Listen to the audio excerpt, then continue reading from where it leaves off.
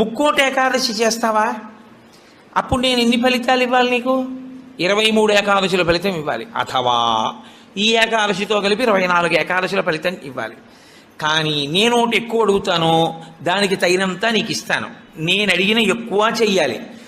నువ్వు అడిగిన దానికన్నా కొన్ని కోటి రెట్లు ఇస్తా. 3 కోట్ల ఏకాదశుల ఫలితం ఇస్తా. కానీ మామూలు ఏకాదశుల కన్నా విరుద్ధంగా నువ్వు దీన్ని చెయ్యి. ఎందువల్ల విరుద్ధంగా చేయవలసి ఉంటుంది ముక్కోటి ఏకాదశి అంటే, మామూలు ఏకాదశి నాడు మీరు ఉపవాసం చేసేటప్పుడు పండు కాని, కాయ కాని, అథవా కాసిన పాలు కాని తాగితే ఉపద్రవం ఏం రాదు, దానికి దోషం పట్టదు శాస్త్రం. ఎందుకంటే శాస్త్రం ఉపవాసం మీద చర్చ చేస్తుంది. ఉపనిషత్తుల్లో విషయం ఉంది.